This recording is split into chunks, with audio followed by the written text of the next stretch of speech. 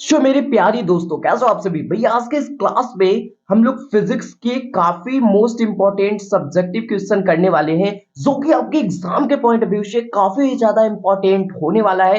तो प्लीज आप सभी थोड़ी एनर्जी में आओ, ठीक है। और सेशन को स्टार्ट से लेकर एंड तक एंजॉय करना, ठीक है। बिल्कुल भी बोरिंग क्लासेस नहीं होने वाली है, विद गारंटी है, मैं ऐसा बोल सकता हूँ, ठीक है। और सेशन को लास्ट तक एंजॉय करना, और ये जितने भी क्वेश्चन है ना, मैं इस तरीके से मैं आपको समझाने वाला हूं, इस तरीके से बताने वाला हूं कि आपको यही इस वीडियो के अंदर ही आपको पूरी कंडीशन, पूरी टर्म्स और कंडीशन बहुत अच्छी तरीके से समझ में आ जाने वाली है, ठीक है। इसमें कोई भी डाउट नहीं है। तो दोस्तों, सेशन को स्टार्ट करने से पहले मैं आप सभी से एक प्यारा सा रिक्वेस्ट करना चाहूंगा कि अगर आप सभी ने इस वीडियो को अभी तक लाइक नहीं करा तो प्लीज वीडियो को लाइक कर लो। चैनल पर पहले बार हो तो सब्सक्राइब करके बेल नोटिफिकेशन ऑन पे सेलेक्ट कर लेना, ताकि इस चीज से मेरे को काफी ज्यादा मोटिवेशन मिलती है और मैं आप सभी के लिए काफी ज्यादा हाई क्वालिटी कंटेंट लाने की कोशिश करते रहता हूँ। ओके जी। और विद गारंटी मैं ये भी बोल सकता हूँ ना कि शायद ही ऐसा कोई यूट्यूब चैनल होगा, ठीक है, जो कि आपको फ्री में इतने हाई क्वालिटी पीपीटीज देते होंगे, ठीक है, और विद पीडीएफ, ठीक है। कई सारे तो मैंने ऐसे टीचर्स देखे हैं, या फिर एज अ क्रिएटर उनको बोल लो आप, ठीक है। वो टीचर नहीं है, ठीक है, बस एक क्रिएटर के तौर पे, पैसे कमाने के तौर पे वो आपको पढ़ा रहे हैं, ठीक है। लेकिन मेरा कोई वैसा कोई मकसद है नहीं, ठीक है जी। तो मैं पीडीएफ भी आपको मैं टेलीग्राम पे फ्री में प्रोवाइड कराता हूँ, और बाकी बहुत सारे ऐसे टीचर्स हैं, ठीक है, जो कि एज द क्रिएटर पीडीएफ के पैसा लेते हैं। भैया क्लासेस तो हो गई, पीडीएफ लो, 400 नंबर मिल जाएगा आपको यहाँ पे, ठीक है। आप गारंटी दे रहे हो 400 नंबर की, भैया मैं दे रहा हूँ ना कि मैं फ्री में जो कंटेंट पढ़ाऊंगा ना, उससे भी 400 नंबर, आप 400 क्या, 400 से भी ज्यादा मार्क्स आप गेन कर सकते हो, ठीक है। तो मैं यही सजेस्ट करूंगा कि किसी भी तरीके का पीडीएफ वगैरह मत खरीदो, क्योंकि आज के समय में यूट्यूब पे काफी कुछ फ्री में आपको मिल जा रहा है, ठीक है। तो कोई दिक्कत है नहीं। तो और बाकी मेरे चैनल को सब्सक्राइब कर लो, ठीक है। और मैं इसलिए मैं बोल रहा हूँ ना कि मेरे को उस चीज से काफी ज्यादा मोटिवेशन भी मिलती है, ठीक है, कि चलो भैया मेरे चैनल के थ्रू जो है ना वो कोई बंदा स्टडी कर पा रहा है, ठीक है जी। और एज अ क्रिएटर मेरा कोई वैसा कोई मकसद है नहीं, ठीक है।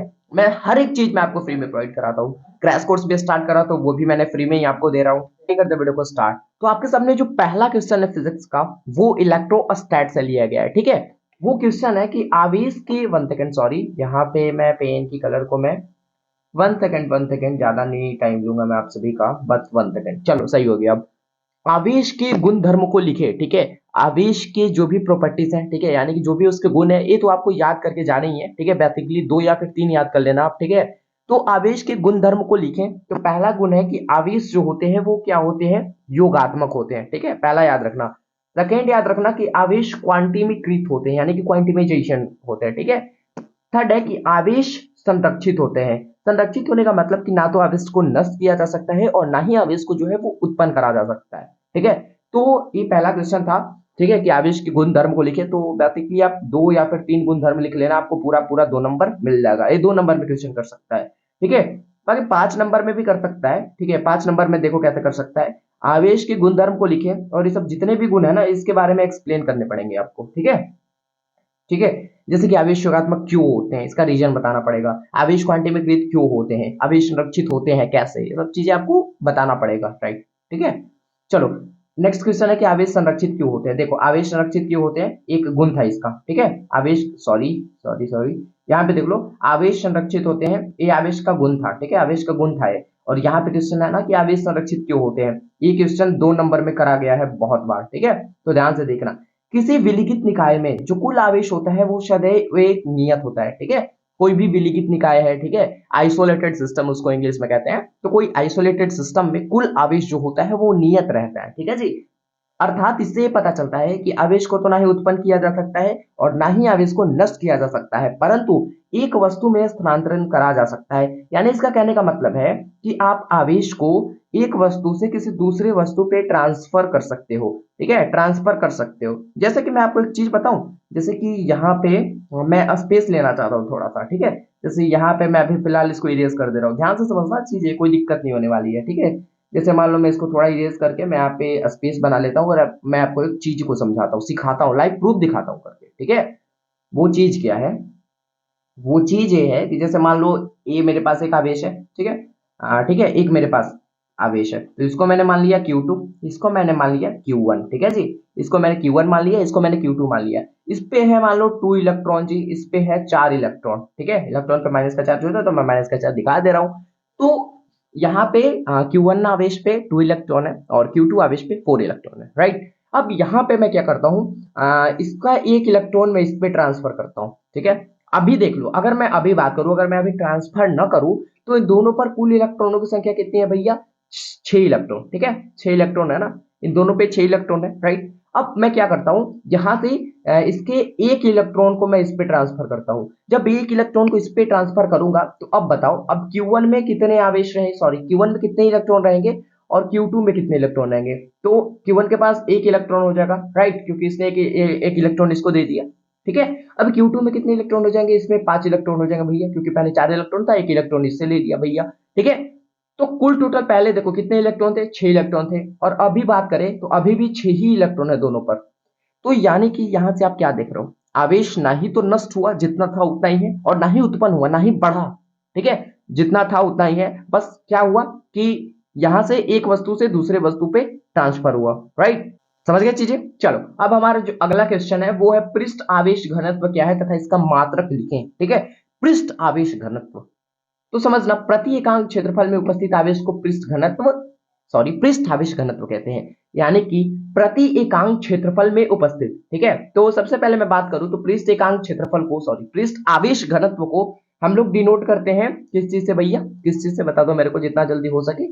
तो यहाँ पे पहले देख लो, आवेश में, सॉरी क्षेत्रफल में उपस्थित आवेश को, ठीक है, क्षेत्रफल में उपस्थित आवेश को हम लोग क्या कहते हैं? पृष्ठ आवेश घनत्व कहते हैं, राइट। इसको हम लोग रो से डिनोट करते हैं, किस चीज से? रो से डिनोट करते हैं। तो ये हमारे पास फार्मूला हो गया, ठीक है, डिफाइनेशन के अकॉर्डिंग, कि क्षेत्रफल में उपस्थित आवेश को हम लोग क्या कहते हैं जी?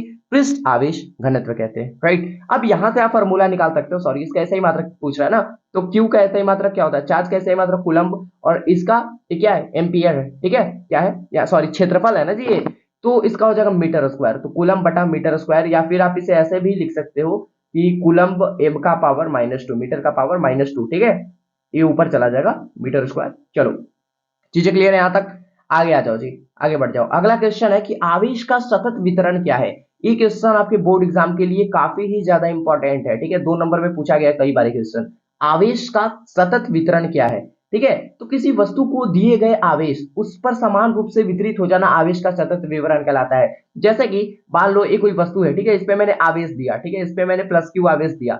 अब इस पर आवेश कितनी अच्छी तरीके से वितरित हो पा रहा है, कितनी अच्छी तरीके से इस पे आवेश का प्रसार हो पा रहा है, ठीक है, वही आपका आवेश का सतत वितरण कहलाता है। तो किसी वस्तु को दिए गए आवेश उस पर समान रूप से वितरित हो जाना आवेश का सतत वितरण कहलाता है, राइट। अब अगला क्वेश्चन है कि धारा घनत्व क्या है? प्रति एकांक क्षेत्रफल से होकर गुजरने वाली विद्युत धारा का धारा घनत्व कहते हैं, और धारा घनत्व को जी हम लोग जे से सूचित करते हैं। किस चीज से सूचित करते हैं? जे से। तो जे बराबर फॉर्मूला यहाँ से क्या आ जाएगा? आई बटा ए फॉर्मूला यहाँ से आ जाएगा, यानी कि कुल क्षेत्रफल में, ठीक है, या फिर एकांक क्षेत्रफल में उपस्थित विद्युत धारा को हम लोग धारा घनत्व कहते हैं। तो जे बराबर I/A हमारा जो है वो यहाँ से फॉर्मूला आ जाएगा धारा घनत्व। ठीक है, आगे आ जाओ। अनुगमन वेग क्या होता है? तो अनुगमन वेग का एक कॉन्सेप्ट है, मैं पहले उसको बताना चाहता हूँ। ठीक है, अनुगमन वेग का एक कॉन्सेप्ट है, मैं पहले उसको क्लियर कर दूं, पहले मैं उसको बता दूं, उसके बाद आप डिफाइनेशन आप चाहो तो खुद से भी बना सकते हो। पहले कॉन्सेप्ट को समझ लो, रियल कॉन्सेप्ट लो यार, जो कि केवल और केवल मेरे यूट्यूब चैनल पे दिए जाते हैं, विद गारंटी है, मैं ऐसा कह सकता हूँ। ठीक है, क्योंकि आज के समय में जितने भी टीचर है ना, बस आपको जो भी सब्जेक्टिव लिखा है, जो भी क्वेश्चन लिखा है, बस उसको और आंसर को पढ़ देंगे भैया, काम हो गया आपका। ऐसा थोड़ी है भाई, कॉन्सेप्ट भी दो ना कि कैसे क्या हो रहा है चीजें, बाकी वो सब चीजें होती रहेगी। ठीक है, एक वन सेकेंड, यहाँ पे मैं चीजें बना रहा हूँ कुछ, जैसे कि ये हमारे पास एक धातु की प्लेट है, राइट। अब इस धातु के प्लेट में भैया देखना, ध्यान से देखना, अब इस धातु की कोई प्लेट है, तो इसके अंदर मुक्त इलेक्ट्रॉन तो होंगे ही, मुक्त इलेक्ट्रॉन तो होंगे ही, मुक्त इलेक्ट्रॉन तो होंगे ही भैया, मुक्त इलेक्ट्रॉन तो होंगे ही, बिल्कुल होंगे जी। ठीक है, चलो मुक्त इलेक्ट्रॉन को मैंने दिखा दिया। मुक्त इलेक्ट्रॉन पे कैसा साइन होता है? माइनस का, बहुत सही, माइनस का। तो मैंने माइनस का साइन दिखा दिया सब पे, ठीक है, माइनस का साइन दिखा दिया मैंने सब पे। चलो, ये माइनस माइनस माइनस माइनस। अब एक बात आप मेरे को बताओ, ये क्या एक ही दिशा में मूव कर रहे होंगे? सोचो ध्यान से, ये फ्री इलेक्ट्रॉन है, तो क्या एक ही दिशा में मूव कर रहे होंगे? बिल्कुल नहीं। कोई इस दिशा में जा रहा होगा, कोई ऐसे भाग रहा होगा, कोई ऐसे निकल रहा होगा, कोई ऐसे जा रहा होगा, कोई ऐसे भाग रहा होगा, कोई ऐसे जा रहा होगा, कोई इधर, कोई नीचे, कोई ऊपर। समझ रहे हो चीजें? यानी कि कोई इधर उधर उधर, समझ रहे हो चीजें? ठीक है, यानी कि मैं यहाँ तक क्लियरली अगर मैं बताना चाहूँ तो मैं यहाँ से बोल सकता हूँ कि जो इलेक्ट्रॉन है इस धातु के अंदर या फिर चालक के अंदर, जो भी इलेक्ट्रॉन है, मुक्त इलेक्ट्रॉन है, उसकी दिशा एक समान है? बिल्कुल नहीं।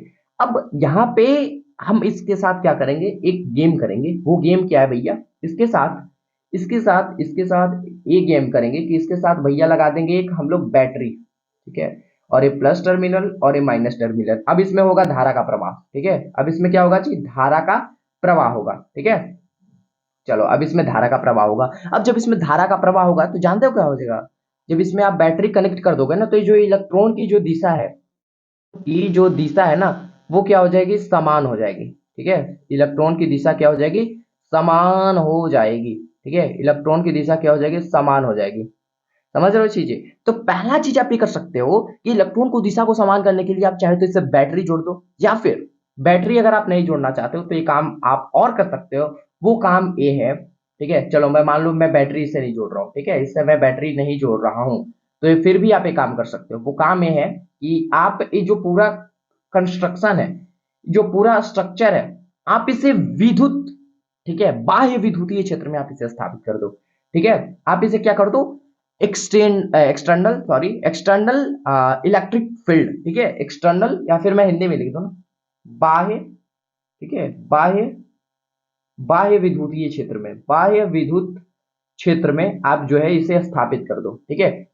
देखो पहला मेन मकसद अनुगमन वेग, हम लोग अनुगमन वेग पढ़ रहे हैं, राइट। तो अनुगमन वेग में हमारा जो मेन मकसद होता है ना, वो होता है कि इलेक्ट्रॉन की जो दिशा है ना, वो इसको समान करना, ठीक है।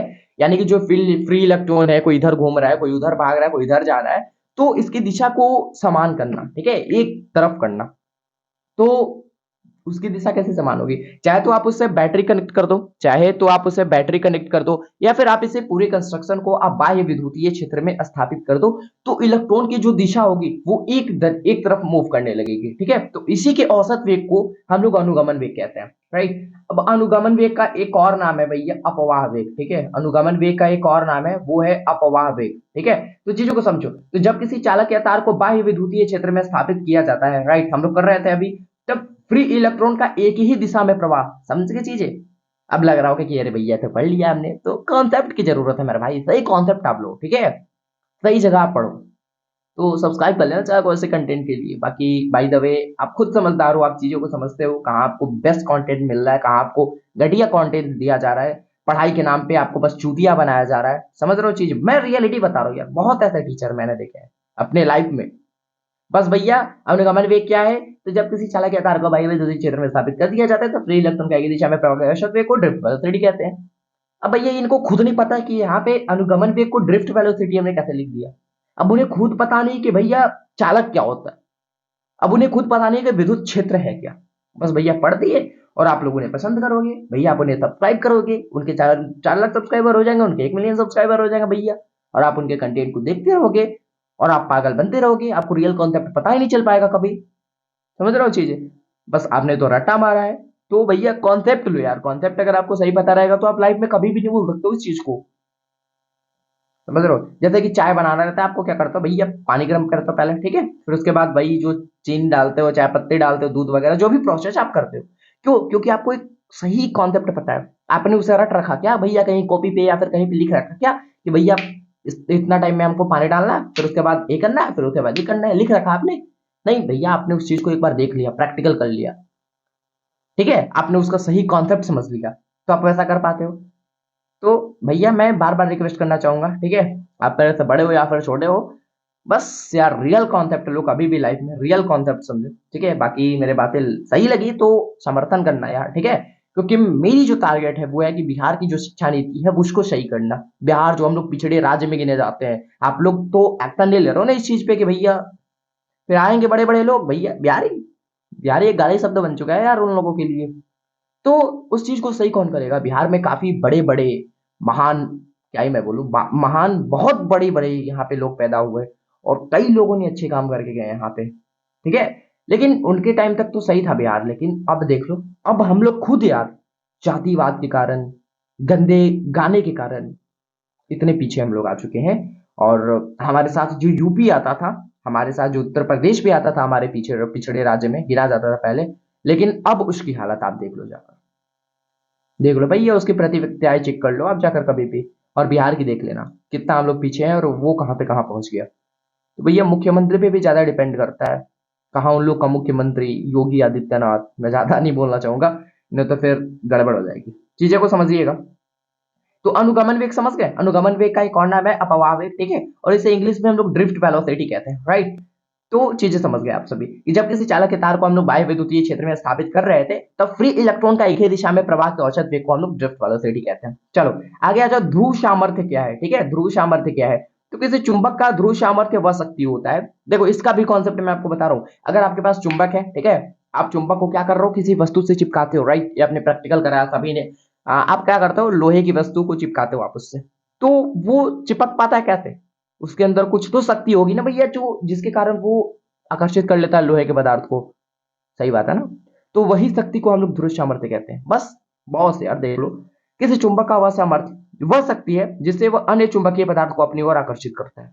समझ गए चीजें, कितना कॉन्सेप्ट समझ जाओगे ना तो कितना इजी बन जा रहा है यार डिफाइनेशन भी। चुंबकीय द्विध्रुव आघूर्ण क्या है, ठीक है, तो चुंबकीय द्विध्रुव की ध्रुव सामर्थ्य यानी कि ध्रुव सामर्थ्य जो अभी आपने पढ़ा, तथा चुंबक के प्रभावी लंबाई के गुणनफल को चुंबकीय द्विध्रुव आघूर्ण कहते हैं, राइट। अब हम लोग आगे आ जाइए जी।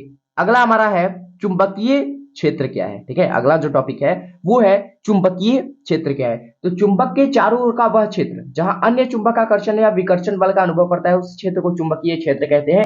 इसका भी मैं आप सभी को रियल कॉन्सेप्ट दूंगा, ठीक है। मैं कॉन्सेप्ट देने से पीछे नहीं हटूंगा भैया, मैं रटाऊंगा नहीं भैया, चाहे मेरी वीडियो 1 घंटा हो जाए, 2 घंटा हो जाए, 10 घंटा हो जाए, बस मैं रियल कॉन्सेप्ट ही दूंगा। Real concept, real concept, real concept मैं बार बार बोलूंगा, मैं आपको रटाऊंगा नहीं। अगर मैं रियल अभी कॉन्सेप्ट दे दूं ना तो ये आपको डिफाइनेशन अभी तुरंत याद हो जाएगा, आप देख लेना अभी, जस्ट ही आपको याद हो जाएगा चीजें। देखो ये कोई चुंबक है हमारे पास, चुंबक का है सर, हाँ देख लो जी, चुंबक मैं बना रहा हूं ना। चलो ये हमारे पास एक चुंबक है, राइट। अब ये चुंबक को, ठीक है, ये चुंबक के चारों ओर का वह क्षेत्र, चुंबक के चारों ओर का वह क्षेत्र, ये चुंबक के चारों ओर का वह क्षेत्र, ठीक है, चारों ओर का वह क्षेत्र, चारों, अच्छा सॉरी, यहाँ पे गलती से मिस्टेक हो गई थोड़ी, ठीक है, चुंबक के चारों ओर का वह क्षेत्र जहां पे आप अन्य चुंबक लाते हो। देखो चुंबक के चारों ओर का वह क्षेत्र है, ठीक है, यहाँ पे मैं दिखा दूं कि नॉर्थ है, ये हमारा साउथ है। तो चुंबक के चारों ओर का वह क्षेत्र जहां पे अगर आप अन्य चुंबक लाते हो तो ये चुंबक जो है ना वो आकर्षण या प्रतिकर्षण बल का अनुभव करेगा। यहाँ पे मैं दिखा दूं नॉर्थ साउथ, ये भी चुंबक है, ठीक है। तो चुंबक के द्वारा एक ऐसे क्षेत्र का निर्माण होता है जहां पे हम एक दूसरे चुंबक को लाते हैं तो ये चुंबक जो है वो आकर्षण या प्रतिकर्षण बल का अनुभव करता है, और यही जो क्षेत्र है, यही जो क्षेत्र दिख रहा है ना, यही क्षेत्र आपका चुंबकीय क्षेत्र कहलाता है। पढ़ लो आप, पढ़ लो, अब आपको याद हो गया, मैं गारंटी कहता हूं। चुंबक के चारों ओर का वह क्षेत्र जहां अन्य चुंबक आकर्षण या विकर्षण बल का अनुभव करता है उस क्षेत्र को चुंबकीय क्षेत्र कहते हैं। गजब यार, याद हो गया ना बिल्कुल, बस गेम है यार कॉन्सेप्ट का, समझ रहे हो। ऐसे ही लोग पागल नहीं है जो कि आपको कहते हैं कि भैया आप कॉन्सेप्ट समझो, कॉन्सेप्ट पढ़ो। चलो फ्लेमिंग के बाएं हाथ का नियम या फिर बाम हाथ का भी नियम आप कह सकते हो। देखो यहाँ पे मैंने आपके लिए यहाँ पे भैया एनिमेशन ला रखा है, एनिमेशन तो खैर मैं से बोल नहीं सकूंगा। फ्लेमिंग के बाएं हाथ का नियम क्या है, ठीक है, फ्लेमिंग के बाएं हाथ के नियम को हम लोग समझने वाले हैं अब, ठीक है, फ्लेमिंग के बाएं हाथ के नियम को अब हम लोग समझने वाले हैं। समझो इस नियम के अनुसार, देखो इस नियम को मत पढ़ो, ठीक है, ये जो लिखा हुआ है इतना बड़ा भाबा इसको मत समझो, बस आप कॉन्सेप्ट समझो। अपने बाएं हाथ की, ठीक है, यहाँ पे बाएं हाथ कह रहा है, बाएं हाथ का नियम है ना, तो अपने बाएं हाथ के 3 अंगुलियां निकालो, अंगूठा, तर्जनी और मध्यमा, राइट। आप अपने 3 हाथ निकालो, 3 हाथ नहीं यार, अपने बाएं हाथ के 3 अंगुलियां निकालो, ठीक है, जिसमें से आपका यहाँ पे थंब होना चाहिए, यहाँ पे आपका तर्जनी होना चाहिए, और यहाँ पे आपका मिडल फिंगर यानी कि मध्यमा जिसे आप बोलते हो, ठीक है, वो होना चाहिए। अब इसको आप इस तरीके से इसको आप स्ट्रक्चर दो, इस तरीके से आप इसे रखो ताकि एक दूसरे के लंबवत हो सारे, ठीक है, देख रहे हो यहाँ पे लंबवत है ना, लंबवत है ना जी, तो ये लंबवत होना चाहिए, ठीक है, इस तरीके से आपको पहले रखना पड़ेगा, ठीक है। अब जब लंबवत हो जाए तो यहाँ पे जो अंगूठा है ना ये बल की दिशा को व्यक्त करती है, ये जो अंगूठा है ये बल की दिशा को व्यक्त करती है, ठीक है। अब कौन सा बल मैं आपको बता रहा हूं, ये जो मध्यमा है ना ये धारा की दिशा को दिखाती है, ठीक है, और ये जो तर्जनी है ना, ये जो तर्जनी ये चुंबकीय क्षेत्र की दिशा को दिखाती है, राइट। तो यहाँ पे तीनों का तो आप आपने समझ लिया, ये मध्यमा दिखाएगी धारा की दिशा, तर्जनी दिखाएगी बल क्या चीज, चुंबकीय क्षेत्र की दिशा, और ये जो अंगूठा है ये दिखाएगा बल की दिशा। अब आप समझ लो कौन सा। इस नियम के अनुसार यदि हम अपने बाएं हाथ का अंगूठा, तर्जनी एवं मध्यमा, यहाँ पे मध्यम है मध्यमा कर लेना, मध्यमा को इस प्रकार समायोजित करें कि वह अपने एक दूसरे के लंबवत हो जाए। मैंने आपको बोला था कॉन्सेप्ट में भैया लंबवत होना चाहिए, नहीं तो फिर नहीं हो पाएगा। लंबवत हो तो माध्यम चालक में सॉरी लंबवत हो तो मध्य, हाँ मध्यमा चालक में प्रवाहित धारा की दिशा, देख रहे हो मध्यमा जो है वो धारा की दिशा को दिखा रही है, करंट, ठीक है, को, तथा तर्जनी चुंबकीय क्षेत्र को दिशा को, ठीक है, मैग्नेटिक फील्ड की दिशा को दिखा रहा है, ठीक है, तथा जो अंगूठा है वो चालक पर लगने वाले बल की दिशा को व्यक्त करता है, ठीक है। तो यही जो आपका है वही यही आपका फ्लेमिंग के बाएं हाथ का नियम कहलाता है, राइट।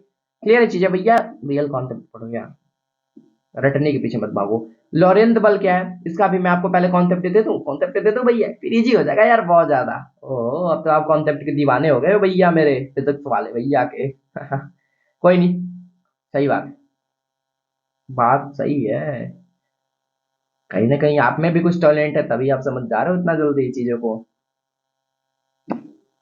हम लोग का टॉपिक क्या है जी, लॉरेंट्स बल, लॉरेंट्स बल हम लोग को समझना है, ठीक है। हम लोग का जो टॉपिक है वो है लॉरेंट्स, लॉरेंट्स बल, ठीक है, लॉरेंट्स बल, राइट, यही हम लोग का टॉपिक है।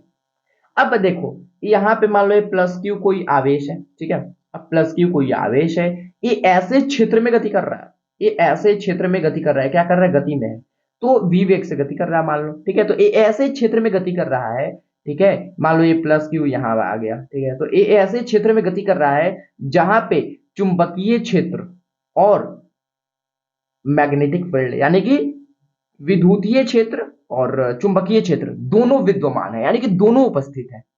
मैंने क्या बोला कि कोई कण है प्लस क्यू कोई आवेश या फिर कण कह लो आप, ठीक है, कोई ऐसे क्षेत्र में गति कर रहा है जहां पे विद्युतीय क्षेत्र और चुंबकीय क्षेत्र दोनों उपस्थित है, ठीक है। तो इस कण पे इस दोनों के लेकर इन दोनों के थ्रू इस कण पे जो लगने वाला परिणामी बल होगा, ठीक है, वो आपका लॉरेंट्ज बल कहलाएगा। अब मैं कुछ नहीं बताऊंगा, डिफाइनेशन आप खुद पढ़ लो, कहोगे कि हो याद हो गया मेरे को। यदि आवेशित कण किसी ऐसे क्षेत्र में हो या फिर ऐसे क्षेत्र में गति कर रहा हो जहां पर विद्युत क्षेत्र तथा चुंबकीय क्षेत्र दोनों विद्यमान है, तब कण पर आरोपित परिणामी बल को लॉरेंट्ज बल कहते हैं, ठीक है जी, क्लियर हो गई चीजें। चलो आगे बढ़ जाओ।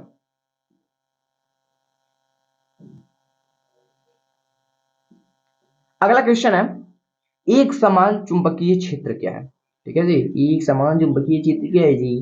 तो एक समान चुंबकीय क्षेत्र क्या है, तो चुंबक के ध्रुव से दूर जाने पर एक ऐसा स्थान आता है, ठीक है, इसको भी कॉन्सेप्ट के थ्रू समझते हैं, इसको भी कॉन्सेप्ट के थ्रू समझते हैं जी, ठीक है। मेरे को तो भैया कोई दिक्कत नहीं है, इतना वीडियो लॉन्ग हो रहा है, मेरे को कोई दिक्कत नहीं है, बस आप सही कॉन्सेप्ट लो ना यार, कितना भी टाइम लग जाए, आप एक बार टाइम आपने दे दिया, ठीक है, लेकिन ये जितने भी कॉन्सेप्ट मैंने आपको बताया आप लाइफ टाइम में कभी नहीं भूल पाओगे, ठीक है, कभी नहीं बोल पाओगे। ये हमारे पास चुंबक हो गया, कहाँ चुंबक दिख रहा था, दिख रहेगा, दिखेगा, नहीं दिख रहा, नहीं दिख रहा, अब दिखेगा जी। ये हमारे पास चुंबक है, ठीक, नॉर्थ साउथ, इसके जो चुंबकीय क्षेत्र रेखाएं हैं वो नॉर्थ से साउथ में जाती है, ठीक है, याद है, ये साउथ से नॉर्थ में जाती है। कमेंट करो, कमेंट करके मेरे को बताओ यार, जितना जल्दी हो सके, मैं वेट कर रहा हूँ, आपका वीडियो प्राइमर में चल रही है तो मैं आपके कमेंट को रीड कर पा रहा हूँ, बट कहोगे कि सर हमें ये पागल बना रहे हो। चलो, नॉर्थ से साउथ में जाता है, ठीक है, इस तरीके से, अरे यार क्या हो गया, नॉर्थ से साउथ में जाता है, ठीक है, नॉर्थ से साउथ में जाता है, राइट। तो ये ऐसे जाते जाते जाते नॉर्थ से साउथ में जाते जाते जाते एक ऐसा सिचुएशन आ जाता है जहां पे ये जो चुंबकीय क्षेत्र रेखाएं जा रही थी ना ऐसे नॉर्थ से साउथ में, ठीक है, वो एक दूसरे की जो है वो समांतर हो जाती है, यानी कि ऐसे, ठीक है, देखो कहते समांतर हो जाती है ऐसे, अरे यार ऐसे, ठीक है, समान दूरी पे एकदम, ठीक है, ऐसे हो जाती है। तो आप इसे कहोगे कि एक समान चुंबकीय क्षेत्र है, पढ़ लो बाकी आपको चीजें क्लियर हो जाएगी। चुंबक के ध्रुव से दूर जाने पर एक ऐसा स्थान आता है जहां पर चुंबकीय बल रेखाएं एक दूसरे के समांतर, ठीक है, वह समान दूरी पर स्थित होते हैं, दूरी भी समान होता है और एक दूसरे के क्या होते हैं, समांतर होते हैं, अतः चुंबकीय क्षेत्र की दिशा व परिमाण एक ही होती है, इस प्रकार के क्षेत्र को एक समान चुंबकीय क्षेत्र कहते हैं, राइट। आगे आ जाइए, चुंबकीय फ्लक्स क्या है, चुंबकीय फ्लक्स क्या है जी, तो किसी चुंबकीय क्षेत्र में रखे किसी तल, यार तल तल, ठीक है, किसी चुंबकीय क्षेत्र में रखे किसी तल से गुजरने वाली चुंबकीय क्षेत्र रेखाओं की संख्या को चुंबकीय फ्लक्स कहते हैं। इसे हम लोग फाई से डिनोट करते हैं, यहाँ पे बी लगा देना क्योंकि ये चुंबकीय फ्लक्स है, ठीक है। अगर वही इलेक्ट्रिक फ्लक्स रहता है यानी कि विद्युतीय फ्लक्स रहता तो यहाँ पे हम लोग ई लगा देते हैं, चीजें आप लोग समझते हो, ठीक है, यहाँ पे बी लगा देता हूं मैं। चलो आगे आ जाओ, अगला क्वेश्चन है, क्यूरी ताप क्या है, क्यूरी ताप क्या है, ठीक है, क्यूरी ताप क्या है, तो वह ताप जिस पर कोई लौह चुंबक ठीक है, अनुचुंबक में परिवर्तन हो जाता है। वह ताप जिस पर कोई लौह चुंबक अनुचुंबक में परिवर्तित हो जाता है क्यूरी ताप कहलाता है। उसी के साथ अगला क्वेश्चन की ओर बढ़ जाते हैं, अस्थायी चुंबक क्या है? तो वह पदार्थ जो कमरे के ताप पर अपने लौह चुंबकीय को दीर्घ काल के लिए बनाए रखता है स्थायी चुंबक कहलाता है। यानी कि वैसा पदार्थ या फिर वैसा चुंबक कह सकते हो आप, ठीक है, जो कमरे के ताप पे, कमरे के टेम्परेचर पे वो लौह चुंबकीय को काफी लॉन्ग टाइम तक, ठीक है, काफी दीर्घ समय तक वो अपने अंदर लौह चुंबकत्व का ही गुण रखता है, ठीक है, वो आपका स्थायी चुंबक कहलाता है। तो अगला जो क्वेश्चन है हमारा वो है फैराडे का नियम, ठीक है। तो आप सभी को पता है कि फैराडे ने दो नियम का प्रतिपादन किया था, ठीक है जी। फैराडे ने कितने नियम का प्रतिपादन किया था? दो नियम का, जिसमें से पहला नियम ये कहता है, पहला नियम क्या कहता है जी? पहला नियम कहता है कि जब किसी कुंडली का चुंबकीय फ्लक्स में परिवर्तन होता है, ठीक है, ध्यान से समझो, जब किसी कुंडली का चुंबकीय फ्लक्स में परिवर्तन होता है, यानी कि इसमें परिवर्तन होता है 5b में, ठीक है, परिवर्तन होता है तो उस कुंडली में विद्युत वाहक बल प्रेरित हो जाता है। सही बात है, ठीक है। जब आप चुंबकीय फ्लक्स में परिवर्तन करते हो, चुंबकीय फ्लक्स में क्या करते हो? परिवर्तन करते हो, ठीक है। जब आप चुंबकीय फ्लक्स में परिवर्तन करते हो तो विद्युत वाहक बल उत्पन्न हो जाता है। पहला ये था इनका कॉन्सेप्ट, ठीक है। दूसरा चीज है कि किसी कुंडली में उत्पन्न प्रेरित विद्युत वाहक बल, ठीक है, अभी तक तो आपने समझ लिया कि अगर हम चुंबकीय फ्लक्स में परिवर्तन करते हैं तो विद्युत वाहक बल उत्पन्न हो जाता है। लेकिन अगर यही विद्युत वाहक बल का जो परिमाण होता है वो चुंबकीय फ्लक्स में परिवर्तन की दर के सीधा समानुपाती होता है। मैं ऐसा कह सकता हूं कि किसी कुंडली में उत्पन्न प्रेरित विद्युत वाहक बल, ठीक है, यानी कि इसे हम लोग इसे ऐसा डिनोट करते हैं, ठीक है। और एक इसके समानुपाती हो जाएगा जी, जो परिवर्तन हो रहा है ना इसमें डी फाई में परिवर्तन हो रहा है dt के सापेक्ष, यानी कि समय के साथ ही परिवर्तन हो रहा है। तो दूसरे नियम का ये निष्कर्ष निकला हमारा। पहला नियम का ये निष्कर्ष था कि अगर हम चुंबकीय फ्लक्स में परिवर्तन करते हैं तो विद्युत वाहक बल प्रेरित हो जाता है, ठीक है। और दूसरा ये था हमारा, दूसरा नियम है कि अगर हम विद्युत वाहक बल में परिवर्तन करते हैं, विद्युत वाहक बल का जो परिमाण होता है वो चुंबकीय फ्लक्स में जो परिवर्तन हो रहा है ना उसके दर के सीधा समानुपाती होता है, राइट। अब भैया आज के लिए इतना ही, ठीक है। जितने हमने क्वेश्चंस कराए ये काफी वीवीआई थे। तो मिलते हैं जल्दी की नेक्स्ट क्लास में, तब तक के लिए आप सभी को थैंक यू सो मच। और जो मैंने चीजें बताई आपको कि भैया रियल कॉन्सेप्ट आप लोग, ठीक है, पागल मत बनो, चूतिया मत बनो, ठीक है, आप ओल झोल टीचर के चक्कर में मत पड़ो, ठीक है, जिनको सही कॉन्सेप्ट नहीं पता, ठीक है, बस पैसे के लिए एज अ क्रिएटर वो वर्क करते हैं, ठीक है। तो बस यही चीज मैं आपसे बोलना चाहूंगा, बाकी आप समझदार हो, सारी चीजों को अच्छी तरीके से समझ रहे हो। तो नेक्स्ट वीडियो में मिलेंगे नए टॉपिक के साथ, तब तक के लिए आई रिक्वेस्ट यू कि आप हमें कमेंट करके बता देना कि आपको नेक्स्ट वीडियो कौन सा टॉपिक पे चाहिए। And be positive and keep doing, आप मेहनत करते रहो ऐसे ही, एक दिन आपके सक्सेस जो होगी वो आपके कदमों में होगी एंड सफलता आपके कदमों में होगी, right. So wish all the very best and मिलते हैं चलेंगे नेक्स्ट वीडियो में, तब तक के लिए जय Hind, Vande Mataram, thank you so much.